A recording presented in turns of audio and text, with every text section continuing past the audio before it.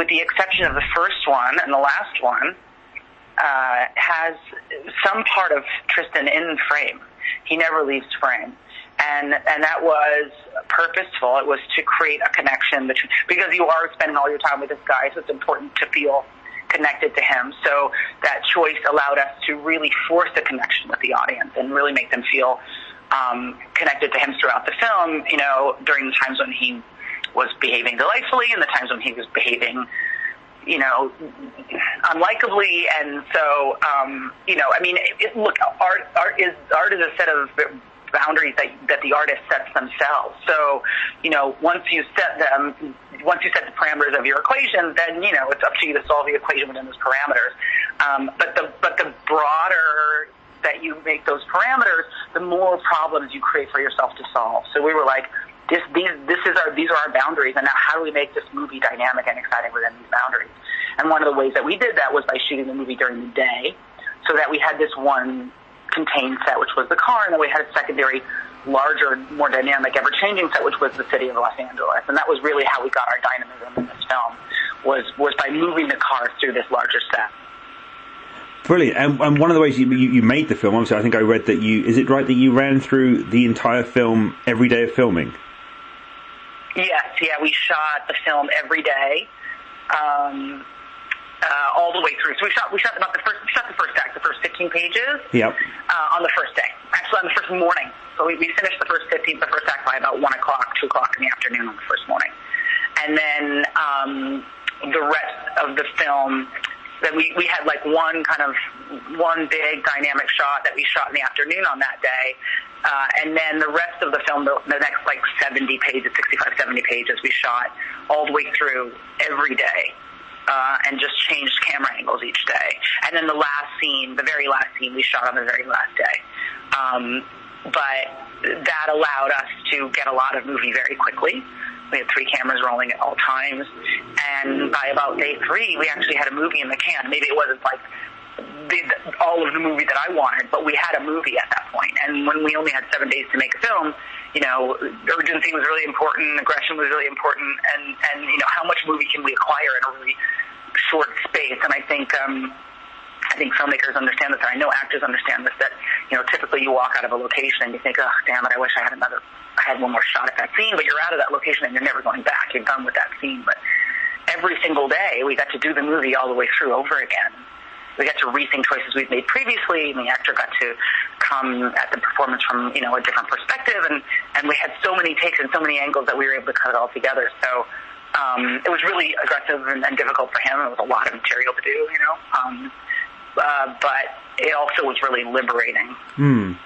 I find that really interesting because I've never heard of a film being made that way before, to film so much of the film over and over again over a period of a few days.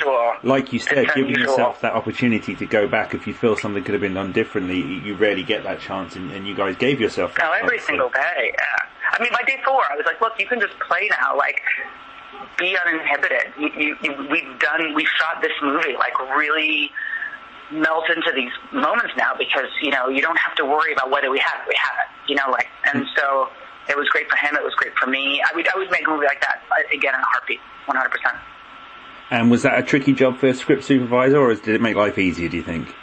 Oh, absolutely difficult for this. I had an extraordinary script supervisor on this movie, who I hope to only ever work with ever again. She was just extraordinary, and it was a lot of work because we had to match dialogue to time of day to location each day, so we had to be on the same page at the same point in the day in terms of light and at the same location. And it was just an extraordinary, a very heavy lift. Very heavy lift. Oh, I can imagine. And go back to, so Emmett obviously had a lot of work to do for himself, his work cut out for him, but you had also an incredible voice cast throughout the film. I wondered if you could tell me a bit about how they came to be involved. Was it like shoot the film first and then take it to them, or how did that all work? So we recorded everybody first, and then and about a month before we went into photography. We got everybody's performances. Emmett was in the sound booth with them so that they could hear his performance and he could hear theirs and he could understand how they were playing everything, so he could kind of internalize it for the day. But we couldn't afford any of those people, you know, for more than an hour, the hour that we had for them to record their performance. So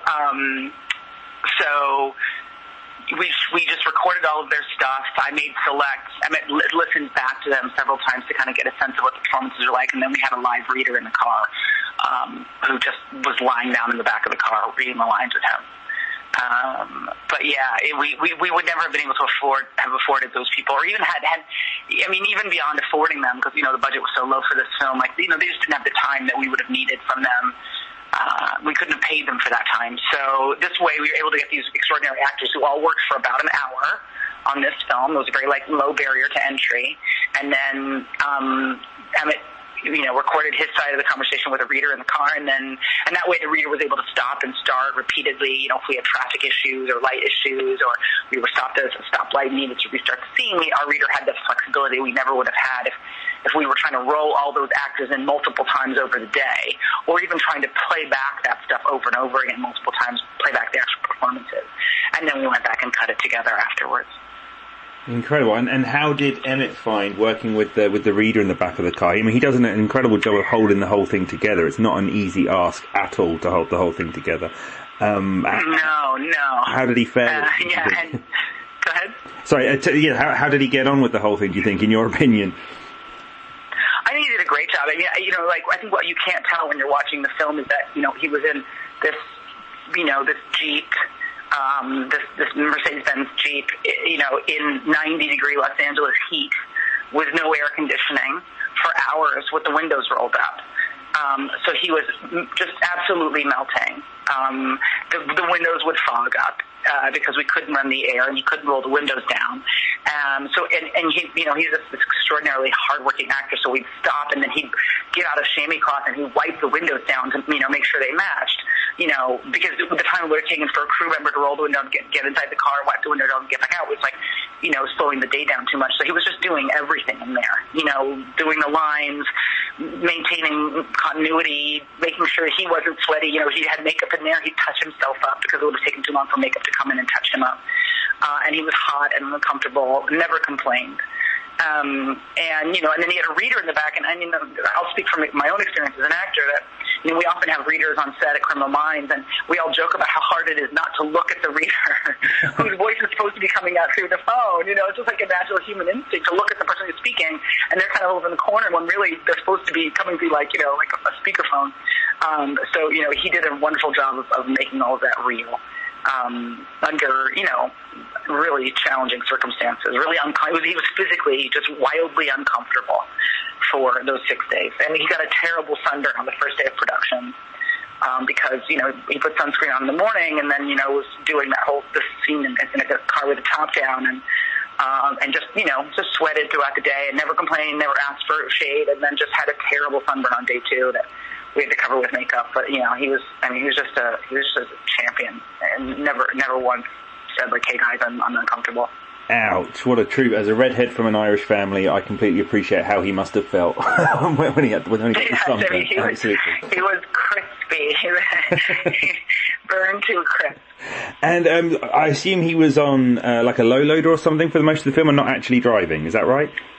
Yeah, we did have a process trailer, so that a very, very low profile process trailer that we used, which was, you know, I mean, for a variety of reasons, not least of which was just his own safety. But the process trailer, you know, more to the point, we're carrying all of our equipment and our cameras, and we had very minimal lighting. We really tried to make this, you know, movie as natural as possible, and extraordinary DP. You know, just was maintaining kind of like continuity through the whole film. And then I was sitting up in the front of the truck with looking at monitors. So, yeah, we were a little caravan. And that made it easier for him because there's just no way that he could have, you know, it would have been a really great way for me to get my lead actor hit by a car if he was driving and doing 70 pages of dialogue and making sure he didn't run any red lights. You know what I mean? Absolutely, yeah.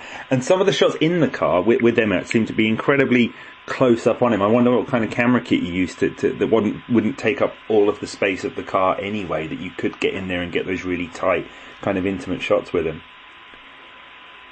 Say that again? So I was wondering what camera kit you use, because some of the shots in the car get so close to